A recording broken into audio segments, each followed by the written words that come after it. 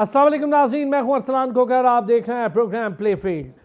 आखिरकार बल्कि बिल आखिर सालों तक खामोश रहने वाली, मुश्किल हालात में चलने वाली, एडहॉकिज्म पे चलने वाली पाकिस्तान फुटबॉल फेडरेशन को नया सदर मिल गया। इलेक्शन प्रोसेस पर बहुत सवालात हुए, उस पर भी आज बात करूंगा। कई मामलात हुए, इलेक्शन व्हाट्सएप पर हुए, स्टेक होल्डर्स नाराज़ रहे, कभी नॉर्मलाइजेशन कमेटी जो फीफा ने अपॉइंट की उसके चेयरमैन तब्दील होते रहे, करते कराते हारून मलिक साहब ने लंबा टाइम गुजारा, फिर सऊद हाशमी साहब आए और ये सहरा सऊद हाशमी साहब के सर गया कि बिल आखिर इलेक्शन वो जब नॉर्मलाइजेशन कमेटी के चेयरमैन थे उन्होंने करा दिए। नए सदर सैयद मोहसिन गिलानी ने ज्वाइन किया है। मोहसिन गिलानी को हम बहुत मुबारकबाद देते हैं। तहा अलीज़ई ने बड़ा शानदार कंपटीशन किया, 14 और 11 वोट्स मिले बिलतरतीब।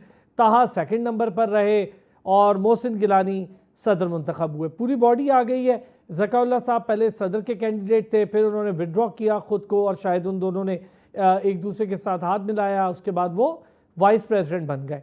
बहरहाल एक इलेक्टेड बॉडी अल्हम्दुलिल्लाह आ गई है। सालों यानी 4 साल से तो मैं खुद फाइट कर रहा था इसके लिए कि जो भी हो एक इलेक्टेड बॉडी आए, वो जब फैसला करेगी तो वही फैसला और उसी का ट्रिकल डाउन इफेक्ट नीचे तक जाएगा और पाकिस्तान के फुटबॉल में बेहतरी आएगी। एक पढ़ा लिखा आदमी मोहसिन गिलानी, जिन्होंने फीफा के डेवलपमेंट प्रोग्राम में काम किया है बड़े शानदार तरीके से, उन्होंने बतौर सदर ओथ उठाया है। ये बड़ी बात है और मुझे उनसे बहुत उम्मीदें हैं कि एक यंग हैं, पढ़े लिखे आदमी हैं और बड़े शानदार तरीके से इंशाल्लाह पाकिस्तान फुटबॉल अब अपने डगर पे चलेगी। ताहा से मुझे बहुत उम्मीदें हैं। ताहा एक पढ़े लिखे शख्स हैं और इस बार हारे हैं, लेकिन वो फुटबॉल की बेहतरी के लिए हाथ भी मिलाएंगे और शानदार तरीके से दोनों हजरात मिलकर काम करेंगे। फुटबॉल पर भी आज हमने बात करनी है और क्रिकेट पे। बांग्लादेश सीरीज़ आज से उसका आगाज़ है। पाकिस्तान और बांग्लादेश आमने सामने होंगे। बांग्लादेश की पूरी टीम आ गई, ट्रॉफ़ी की रनुमाई हो गई। कप्तान सलमान अली आगा और बांग्लादेश के कप्तान लिटन दास दोनों की प्रेस कॉन्फ्रेंसेस भी हो गई, फ़ोटोशूट्स भी हो गए, टीम्स भी सामने आ गई। अभी भी सिलेक्शन पर लंबे लंबे मसाइल हैं, उस पर भी बात करेंगे। और importantly Rawalpindi Islamabad sports journalist association, ये बड़े अरसे से तितर बितर थी, मुख्तलिफ पॉकेट्स में बटी हुई थी। हम सब बड़े परेशान रहते थे कि कोई स्पोर्ट्स के जर्नलिस्ट का हाल नहीं है, उनका पुरसाने हाल पूछने के लिए कोई मौजूद नहीं है। अल्हम्दुलिल्लाह एक लंबी मेहनत के साथ यंगस्टर्स और सीनियर्स ने मिलकर एक बड़ा अच्छा काम किया। जो बटे हुए थे मुख्तलिफ खानों में, सबको इकट्ठा किया। इकट्ठा करने के बाद सारे एक प्लेटफॉर्म पर आए, सारों ने माइंड मैपिंग की और अल्हम्दुलिल्लाह गुज़िश्ता रोज़ उसके इलेक्टेड बॉडी आ गई। अनअपोज है, उनके खिलाफ किसी ने इलेक्शन नहीं लड़ा और एक यंग डायनेमिक बड़े शानदार स्पोर्ट्स जर्नलिस्ट अबू बकर बिन तलत ने हमें स्टूडियोज़ में भी ज्वाइन किया है प्रेसिडेंट रिज़ा के तौर पर। पहले तो हमारे भाई, हमारे रेगुलर प्रोग्राम के एनालिस्ट भी हैं, सहाफ़ी भी हैं, अब तो माशाल्लाह प्रेसिडेंट रिज़ा हैं, तो बतौर प्रेसिडेंट रिज़ा भी आज इन्होंने हमें ज्वाइन किया। अबू बकर अस्सलाम वालेकुम, बहुत मुबारक हो आपको भी। और साथ ही साथ पाकिस्तान में बहुत मोतबर नाम है स्पोर्ट्स जर्नलिज्म का। मेरे लिए तो उस्तादों की तरह, जब मुझे कोई चीज़ समझ नहीं आती तो मैं उनकी तरफ देखता हूँ और कोशिश करता हूँ कि उनसे रहनुमाई हासिल करूँ। हमेशा उन्होंने मेरी बहुत सपोर्ट भी की है और रहनुमाई भी की है।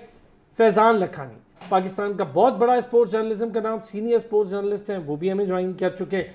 बहुत शुक्रिया जी दोनों हजरात का। फैज़ान भाई, बड़ी मेहनत तगो दो, मेरा ख्याल है मैं और आप ही बहुत लड़ते रहे इस काम पे फुटबॉल फेडरेशन को लेके कि अल्लाह अल्लाह करके एक कोई इलेक्टेड बॉडी आ जाए, और अल्लाह ने हमें वो दिन दिखाया। मैंने बहुत मुबारकबाद भी दी मोहसिन साहब को भी और ताहा को भी, दोनों ने बड़ा अच्छा कंपटीशन किया और बड़े जेंटल तरीके से इलेक्शन के रिजल्ट्स को माना।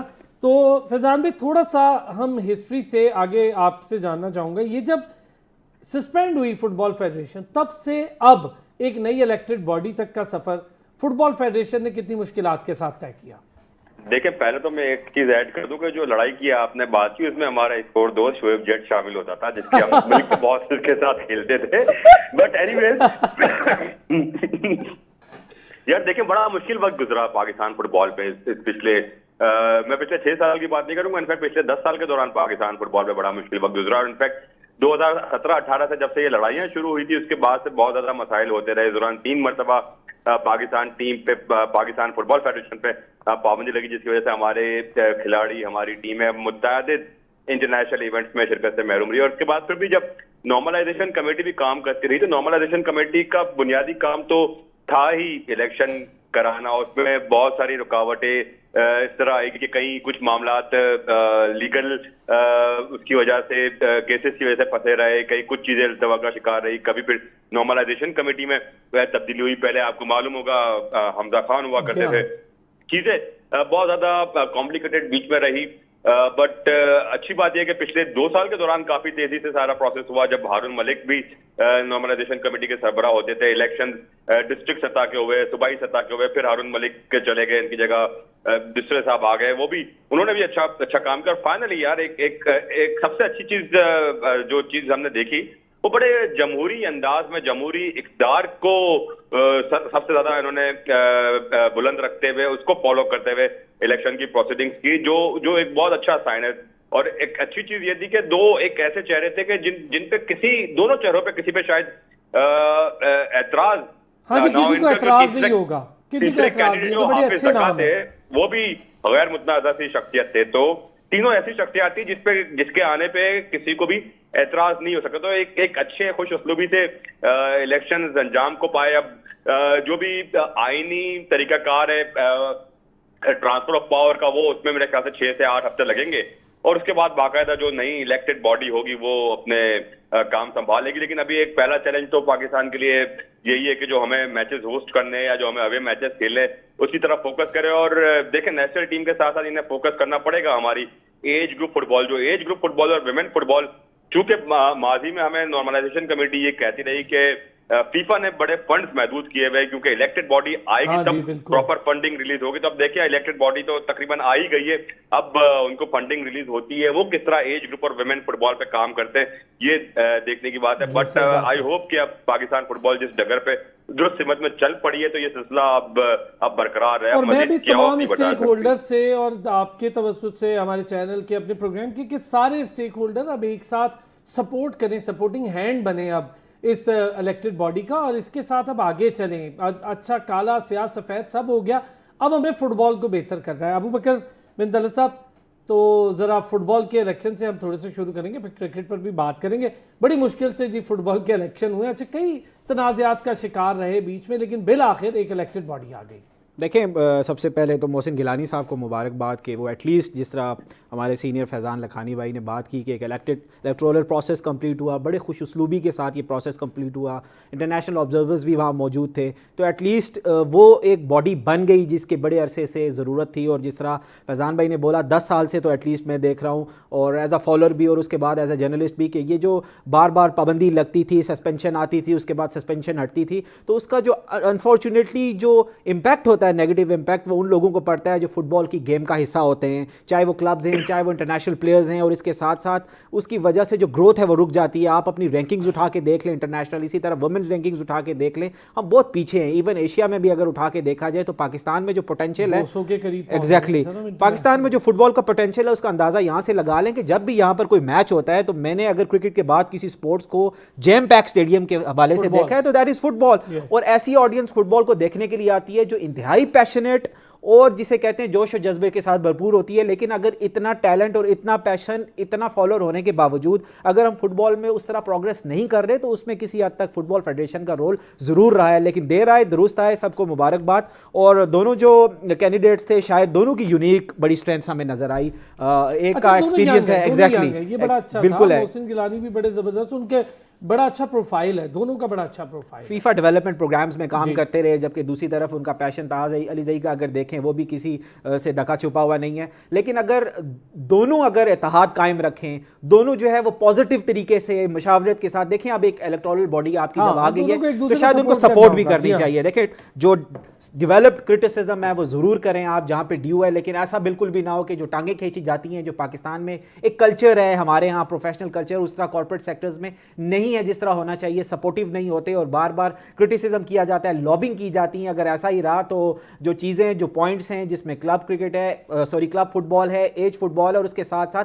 क्वालिफायर्स हैं सबसे ज्यादा जो इंपॉर्टेंट है। वुमेन फुटबॉल बहुत डिस्टर्ब हुई है पिछले कुछ अरसे में, तो उस पर भी थोड़ा सा काम करना। दूसरा फैजान भाई, एक चीज़ बड़ी इंपॉर्टेंट होगी अब इस फुटबॉल फेडरेशन के लिए, जो चैलेंजिंग चीज़ें आपने बताई हैं उसके साथ साथ एक चीज़ के अब तनाज़ात से पाक रहे, और ये जो पॉलिटिकल इन्फ्लुएंस है इससे कैसे बचेगी? हमने पहले भी देखा फैसल सालेयात का टाइम बड़ा बुरा गुजरा, अच्छा लगे बुरा लगे लोगों को, लेकिन फुटबॉल पर बड़ी मुश्किल आई।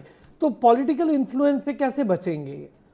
देखिए, जो सबसे अच्छी बात इस इलेक्शन की रही है ये कि इन जो भी कैंडिडेट है ना, इनका बराह रास्त किसी भी सियासी जमात से कोई ताल्लुक नहीं रहा। जिस तरह हमने माजी में देखा कि फैसल साले हयात एक सियासी जमात के सीनियर रहनुमा थे, वजीर विफाकी वजीर भी थे, या उससे पहले मियां अजहर साहब जो फैसल साले हयात से पहले एक जो प्रेसिडेंट है, वो भी उनका भी सियासी बैकग्राउंड रहा। तो इस बार जो आए हैं, जो भी मतलब अब मोहसिन गिलानी जीत के आए, अगर तहा अली जई भी आती है, दोनों प्योरली फुटबॉल पर्सनालिटीज हैं। ये वो नहीं है कि सियासी जमात के इन्फ्लुएंस के जरिए उनको प्लान किया गया हो। ये दोनों फुटबॉल पर्सनालिटीज हैं। इनको पता है कि फुटबॉल की गवर्नेंस कैसी है, फुटबॉल कैसे चलाया जाता है। और जो बात थोड़ी देर पहले अबू बकर कह रहे थे, एक इलेक्शन तो वो भी जीत के आए, तो उनको भी मुबारकबाद। बट जो चीजें जो उन्होंने रेफर किया, जो जैम पैक्ट, मैं भी वहां मौजूद था इस्लामाबाद में, 2 मैचेस मैंने भी देखे जो एशियन जो फीफा क्वालिफायर्स के थे।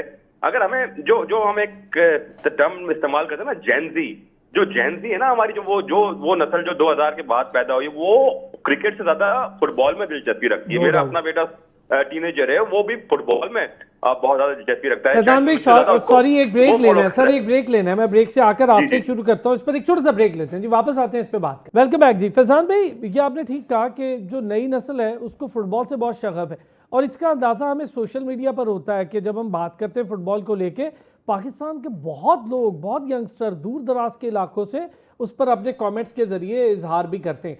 फैजान भाई, क्या आपको उम्मीद है, अब मोहसिन गिलानी पढ़ा लिखा आदमी है, इंटरनेशनली काम बहुत किया हुआ है, फिर जो उनके साथ वाइस प्रेसिडेंट्स आ गए हैं, उनकी इलेक्टेड बॉडी के बाकी मेंबरान होंगे, कांग्रेस बड़ी फाल है, डिपार्टमेंट्स में पहली बार देख रहा हूँ बहुत फाल तरीके से काम कर रहे हैं, अमेंडमेंट भी हो गई फीफा के हवाले से। अब आपको लगता है कि अगले 4-5 सालों में अगर 4 साल की बॉडी काम करती है तो अच्छा हो जाएगा, बड़ा खूबसूरत और बेहतर, कुछ बेहतरी आ जाएगी ग्रास रूट लेवल पे? देखिए, अब रुकावटें नहीं आनी चाहिए 4-5 साल की। अब दोबारा ये जिस तरह माजी में हमने पिछले 7-8 साल देखे ना, वो दोबारा नहीं होने चाहिए।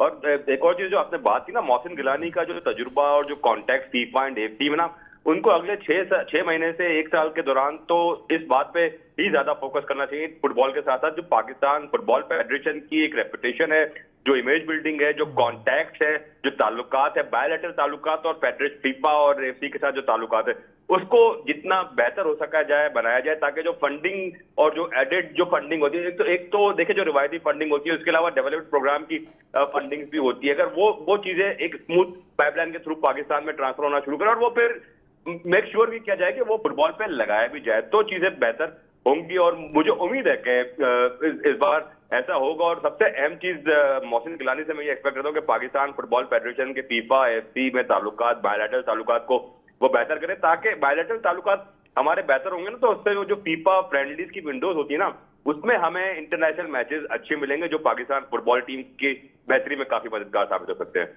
सर ज़बरदस्त, क्या कहेंगे अबू बकर इसको लेकर? ये बड़ी अच्छा इंपॉर्टेंट पॉइंट है फैजान भाई के, वैसे सारे पॉइंट्स ही बड़ी शानदार होते हैं, लेकिन ये है कि आप जब फीफा फ्रेंडली इन्वायरमेंट क्रिएट करेंगे तो आपको ज़्यादा मैचेस मिल जाएंगे, डेवलपमेंट प्रोग्राम्स में हमारा हिस्सा बढ़ जाएगा, जूनियर लेवल से लेके सीनियर लेवल, ख़ास तौर पे इंफ्रास्ट्रक्चर, ये बड़ा ज़रूरी होगा। फुटबॉल के इंफ्रास्ट्रक्चर ही नहीं है हमारे पास। शार भाई, मैं फैज़ान भाई की बात में ही थोड़ा सा कुछ ऐड करना चाहूँगा। देखिए, मोहसिन गिलानी साहब के आने का एक तो ये सबसे बड़ा बेनिफिट और उनकी स्ट्रेंथ ज़रूर है कि यहाँ पर जिस तरह जो फुटबॉल की जो कम्युनिटी है, वहाँ से जब प्रेसिडेंट्स नहीं आते तो उनको 1-2 साल तो सिर्फ चीज़ें समझने में लग जाते हैं। तो उसमें सबसे बड़ा जो एक नेगेटिव चीज़ एस्पेक्ट ये होता है कि वो दूसरों के हाथों में खेलना शुरू हो जाते हैं। किसी ने राइट से मशवरा दिया, किसी से लेफ्ट से मशवरा दिया, अपनी उनकी नॉलेज नहीं होती, ग्राउंड स्टैंडिंग उनकी कोई नहीं होती, तो उसकी वजह से काफ़ी नुकसान होता है। यहाँ पर चूँकि जिस तरह बात की, हमारे ये जो प्रेसिडेंट है, ये फुटबॉल की फैमिली से इनका ताल्लुक है, इनको at least from the very first day office अपना समझने में उनको ज़रूरत नहीं होगी। इमेज कैपेसिटी की बात है, कैपेसिटी बिल्डिंग के साथ साथ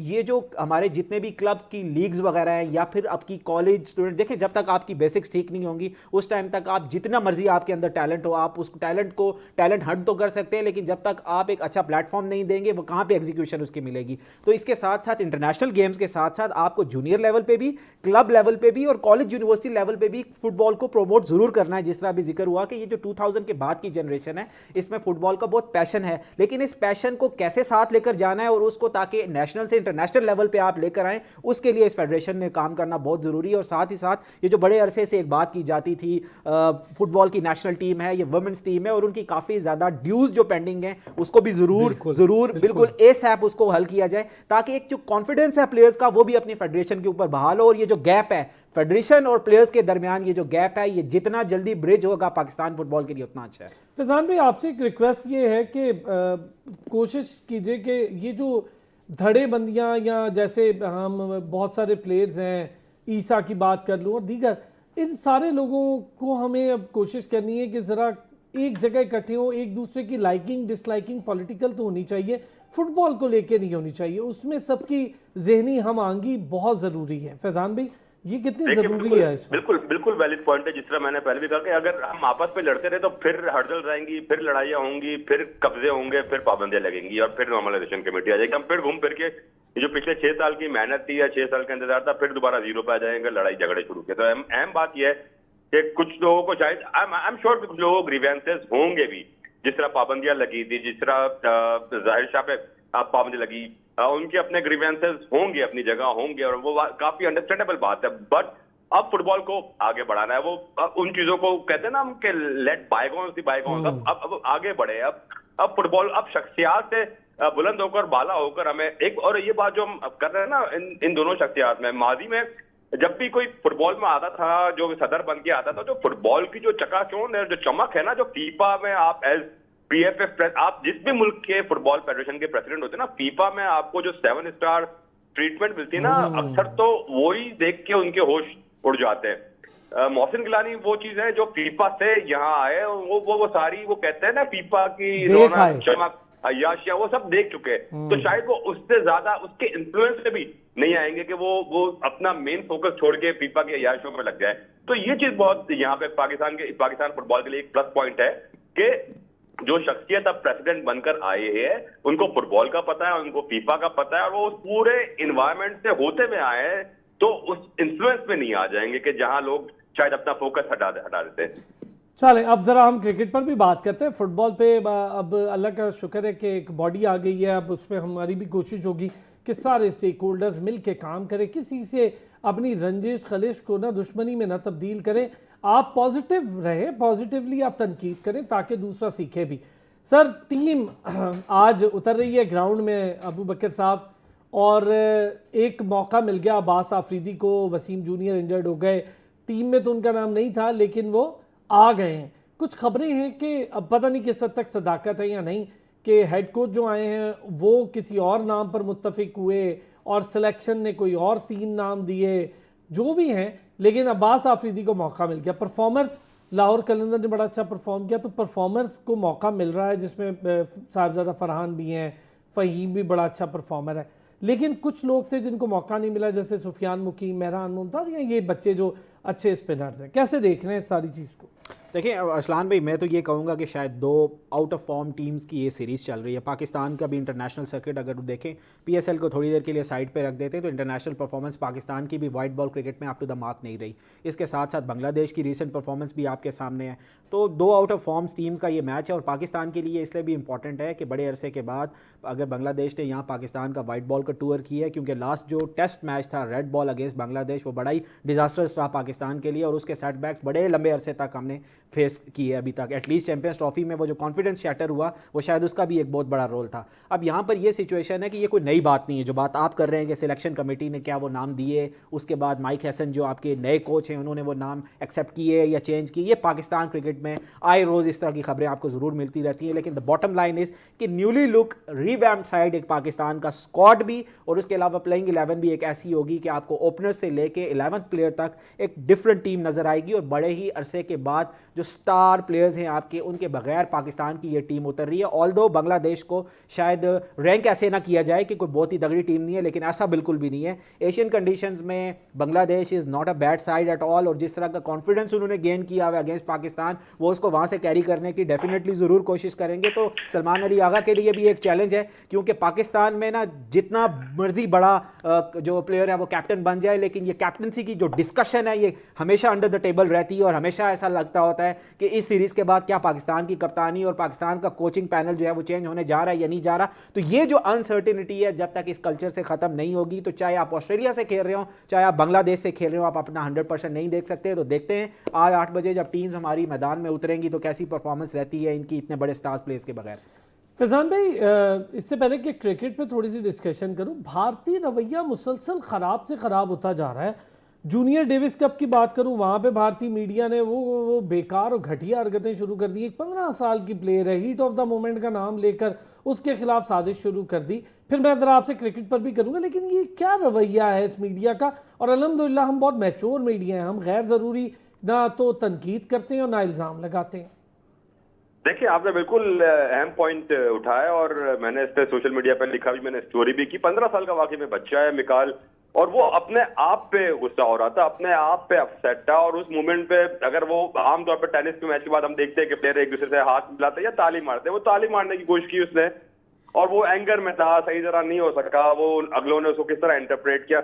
उसके बाद जो एक पूरी वीडियो है जिसको इंडियंस ने एडिट कर दिया था, और उस वीडियो के आखिर में देखा जाता है कि किस तरह फूट फूट के अपने कप्तान से, अपने जो शहजाद खान से, जो मोहम्मद शहजाद से जो गले लग के रो रहा था वो बच्चा, उस बच्चे के खिलाफ आप इस तरह की कैंपेन चल रहा है, तो बड़ी मायूसी की बात है। मैं यहाँ एक चीज मैं आपको यहाँ बताऊं ना, जब पिछले दिनों उर्दन में हो रही थी एशियन जिu-जिट्सु चैंपियनशिप, जिसमें पाकिस्तान की बानो कौसर ने इंडिया की ऋचा शर्मा को हरा के जब गोल्ड मेडल जीता था, तो उसमें ऋचा शर्मा ने स्पोर्ट्समैन स्पिरिट के खिलाफ गई और उसने हैंडशेक तक नहीं किया था। यही बात जरा अबू बकर, ये देखें आप, यार स्पोर्ट्समैन स्पिरिट का मुजाहिरा ही कर लो, अगर बतौर कौम लर्न ही नहीं कर पा रही है भारत। मैं तो अब उनको देखा बहुत पीछे रह गए वो लोग एज ए नेशन। अरसलान भाई, अगर उनको देखा जाए ना, बड़ी पोलराइज्ड और नैरो माइंडेड स्टेट है ये, और उसका एक सबसे बड़ा एग्जीबिशन आपके सामने है। पूरी दुनिया में स्पोर्ट्स को जो है ना एक सॉफ्ट कॉर्नर समझा जाता है। इवन जो स्पोर्ट्स जर्नलिस्ट भी होते हैं उनको बड़ा ही नॉन कंट्रोवर्शियल समझा जाता है, और वो एक सॉफ्ट मैसेज के दौर पे पूरी दुनिया में ट्रैवल करते हैं,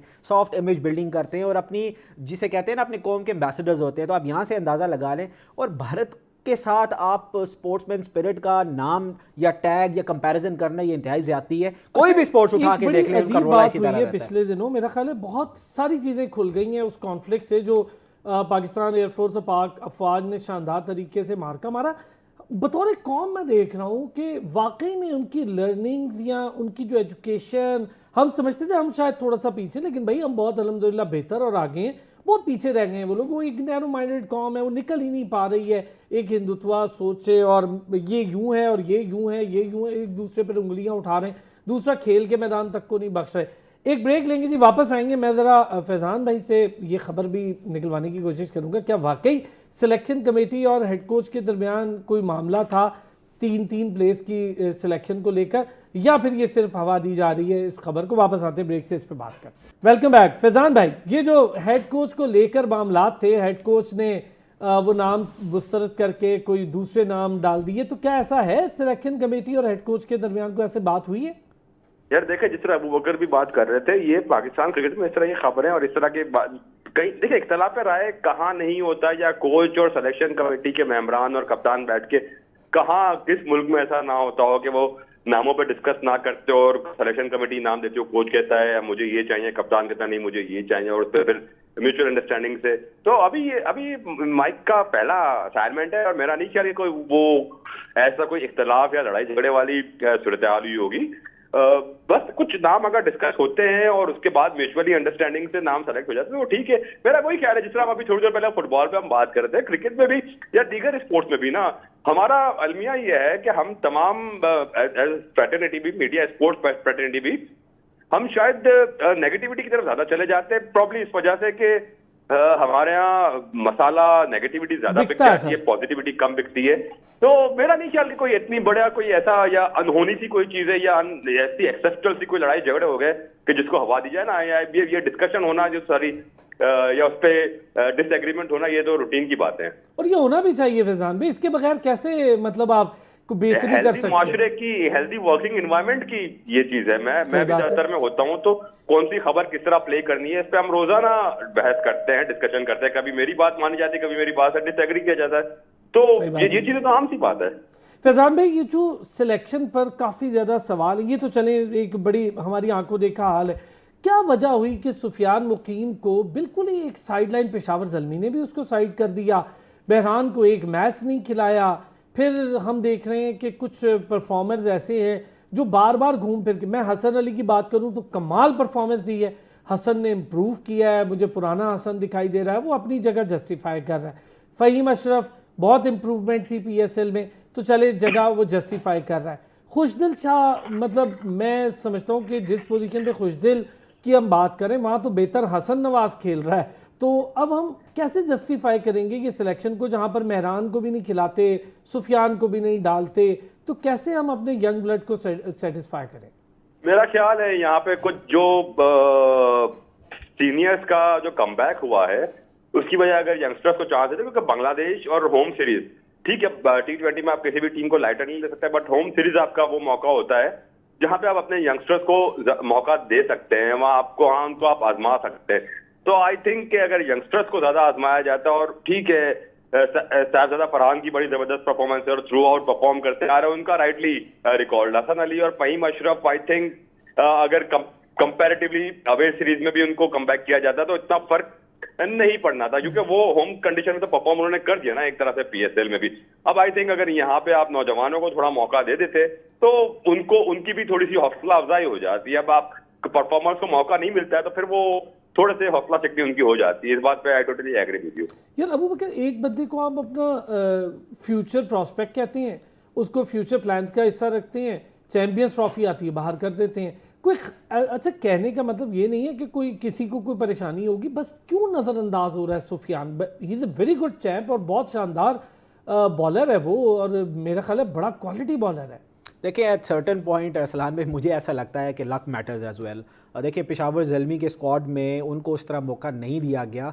लाहौर और रावलपिंडी की अगर प्लेइंग कंडीशंस को अगर देखा जाए तो मेरे ख्याल से सुफियान मुकीम जैसा स्पिनर अगर आपकी प्लेइंग 11 में हो तो वो आपको एडेड एडवांटेज देता है, और स्पेशली मिडल फेज के ओवर्स में सुफियान मुकीम को मेरे ख्याल से मारना इतना आसान नहीं होता। I don't know Peshawar Zalmi की मैनेजमेंट का ये क्या प्लान था कि सुफियान मुकीम को बिल्कुल उन्होंने साइड लाइन किया और मेहरान मुमताज़ को तो एक सिंगल मैच भी ना दे सके। उसके बाद अगर इंटरनेशनली भी अगर बात की जाए तो जब आपका कैप्टन ये बात कहता है he is one of my personal favourites लेकिन he is not the part of the squad, तो इसका ये अजीब सा एक मैसेज जाता है, आप समझ से बाहर है कि क्या आपकी ओपिनियन ये थी कि सुफियान मुकीम स्क्वाड में होना चाहिए और उसके बाद सिलेक्शन कमेटी ने उसको नहीं रखा, तो एक पॉइंट ये भी लिया जा सकता है। लेकिन यहाँ बड़ा इशू ये है कि प्लान्स बनाने वाले सीरीज से पहले कोई और होते हैं, द मोमेंट ऑफ एग्जीक्यूशन आपका पूरा स्टाफ चेंज हो चुका होता है। आप T20 वर्ल्ड कप उठा के देख लें, आप ICC चैंपियंस ट्रॉफी उठा के देख लें, पाकिस्तान में ये जो कंसिस्टेंसी का फुकदान है ये सबसे बड़ा इशू है। ये कल्चरल चेंज जब तक हमारे पाकिस्तान क्रिकेट बोर्ड के सिस्टम में नहीं आएगी और एक कॉन्फिडेंस टेन्योर जिसे कहते हैं ना, टेन्योर ब्रैकेट और जॉब सिक्योरिटी जब तक नहीं होगी तो ये प्लान्स ऊपर से नीचे तक एग्जीक्यूट नहीं हो सकते। देखिए आज से कुछ दिन पहले तक पाकिस्तान क्रिकेट बोर्ड का ये स्टैंड था, जो अगर आपको नजर भी आ रहा था कि कोच जो हैं आपके फॉरेन कोचेस गैरी और गिलेस्पी को आप कंसीडर नहीं कर सकते थे कि वो वोटिंग राइट रखते हो सिलेक्शन में, लेकिन उसके बाद आपने वापस बैक यूटर्न लिया और उसके बाद दोबारा माइक हैसन को ये चार्ज दे दिया, और उससे पहले आकिब जावेद भी जब इंटरम कोच के तौर पे यहाँ काम कर रहे थे उनके पास भी ये रोल था। तो ये जो हम स्विचेस करते हैं ओवरनाइट, इससे बड़ा नुकसान होता है। आपने अगर कोई प्लान बनाना है तो एटलीस्ट उस पर स्टिक रहें, उसको इतना टाइम दें कि उसको एग्जीक्यूट करने वालों से हम 6 महीने या साल के बाद बात कर सकें ये प्लान था तो इसके प्रोज एंड कॉन्स क्या निकले। अब अच्छा फैजान भाई, मैं एक चीज़ से बड़ा खुश हुआ हूँ, मैं समझता हूँ सेटिस्फैक्ट्री है मेरे लिए। नईम बहुत अच्छा परफॉर्मर है, कमाल परफॉर्मेंस दी है, लेकिन उस्मान वाला काम शुक्र है नहीं किया कि सीधा उठाएं और नेशनल टीम में ले आएँ। टाइम दें, फर्स्ट क्लास खेलने दें, नेशनल सर्किट में स्कोर करने दें।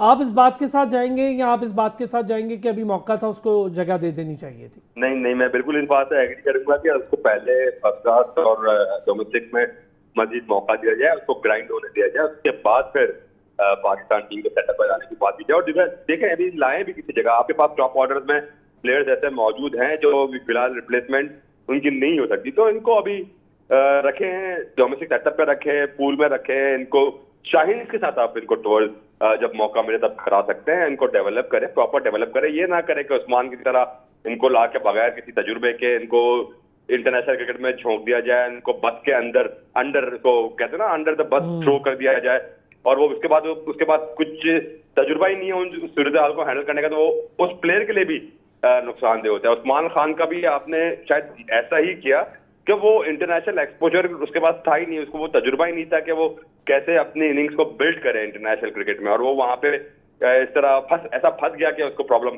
होने लगी। तो ये चीज बहुत जरूरी है कि आप डोमेस्टिक में प्लेयर को पहले गाइड करें। एक चीज़ बहुत ज़रूरी हो गई है अब हम सबके लिए अबू बकर, कि एडवोकेसी भी करें और हम उसकी एम्बेसडर भी बने कि यार अब बड़े से बड़ा प्लेयर हो, जब वो स्कोर ना कर रहा हो, उसकी टेक्निक बहुत साउंड हो लेकिन कहीं मिसिंग कर रहा हो। अब बाबर आजम को हम टेक्निक बताते तो शर्म आती है खुद कि यार बाबर को कहे ऐसे खेल लो ऐसे खेलो, हम उसके आगे तो ऐसे ही है चिराग के सूरज के आगे।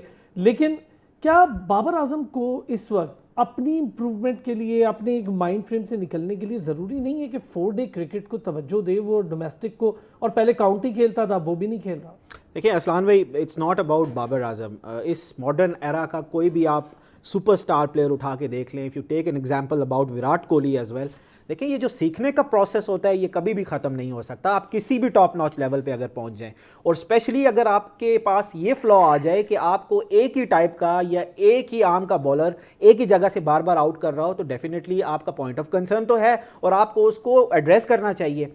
अब कुछ इंडिविजुअल रिस्पॉन्सिबिलिटी होती है। अब ये पॉसिबल नहीं है कि इतने बड़े इंटरनेशनल सर्किट इस लेवल पे आके आप ये कहें कि कोचिंग का बहुत बड़ा कोई रोल होता है। बिल्कुल भी ऐसा नहीं है। कोचेस ज़्यादा से ज़्यादा प्लान्स बना सकते हैं, कुछ आपको टिप्स बता सकते हैं, आपकी मेंटल कैपेसिटी के ऊपर काम कर सकते हैं। आप ग्राउंड के ऊपर जाने के बाद अगर आपके टेक्निकल फ्लॉज हैं या ग्राउंड के ऊपर जाने के बाद मेंटल ब्लॉकेड है, तो इसमें आपका कोच कोई रोल प्ले नहीं कर सकता। वहां पर आपको पर्सनल इंटरवेंशन करनी चाहिए और आपकी अकाउंटेबिलिटी भी होनी चाहिए कि यार अगर मुझे कुछ प्रॉब्लम फेस हो रही है तो क्या मुझे थोड़ी सी ब्रेक ले लेनी चाहिए, या जब तक एक प्रेशर बिल्डअप ना हो, ऑडियंस का प्रेशर बिल्डअप ना हो, जर्नलिस्ट का प्रेशर बिल्डअप ना हो, सोशल मीडिया है और बोर्ड का प्रेशर बिल्डअप ना हो, तो उससे नुकसान क्या होता है कि ये जो साउथ एशियन प्लेयर्स हैं ये ऑलरेडी मेंटल टफनेस इनकी उस तरह नहीं है जिस तरह की सेना कंट्रीज की होती है। तो जब एक एडेड प्रेशर होता है तो आपकी जो परफॉर्मेंस है और ज्यादा कॉम्प्रोमाइज होना शुरू हो जाती है। एग्जैक्टली बाबर आजम से जो एक्सपेक्टेशंस हो गई थी हमारी कि यार वो हर मैच में सेंचुरी करेगा, हर मैच जितवाएगा, एग्जैक्टली, तो इस एक्सपेक्टेशन को जो है आप मीट नहीं कर पा रहे, इसका भी एक प्रेशर है।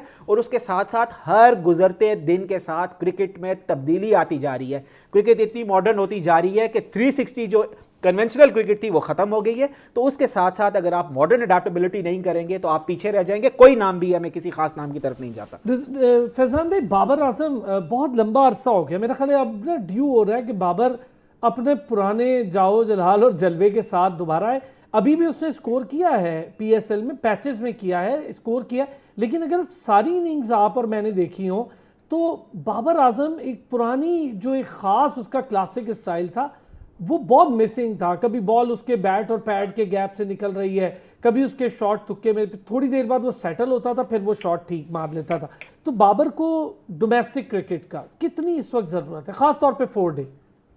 देखिए बहुत ज्यादा, और बात जो है थोड़ी देर पहले जो अबू बकर बात करते हैं मैं उसको बिल्कुल इंडोर्स करूंगा कि प्लेयर के अपने ऊपर भी काफी इन्हिसार होता है कि वो किस तरह उस चीज को लेके आगे बढ़े। देखिए हमें सबको नजर आता है कौन सा प्लेयर कहाँ गलतियां कर रहा है, बट अहम चीज ये है कि उस प्लेयर को भी ये रियलाइजेशन हो कि उसको अपने आप को बेहतर करने की जरूरत है, वो कुछ गलत कर रहा है, उसको इम्प्रूव करने की जरूरत है। जब तक किसी प्लेयर में ये, और मैं यहाँ किसी एक इंडिविजुअल की बात नहीं कर रहा, मैं एक ओवरऑल माइंडसेट की बात कर रहा हूँ।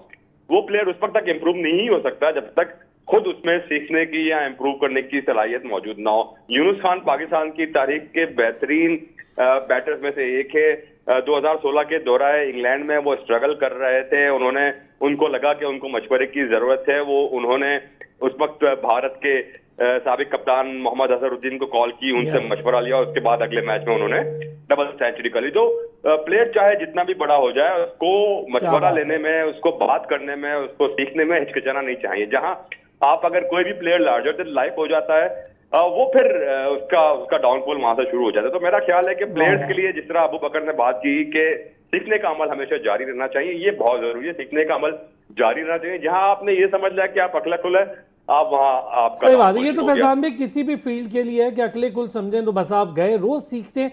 One of the finest journalist in Pakistan, उस्तादों की तरह फैज़ान लखानी साहब ने भी आज हमें ज्वाइन किया। फैज़ान भाई, thank you so much. Abu Bakar bin Talat, बहुत शुक्रिया, और आपको एक बार फिर रिज़ा के प्रेसिडेंट बनने की मुबारकबाद। नाज़रीन, फिर होती है आपसे मुलाकात, अपना ख्याल रखिएगा।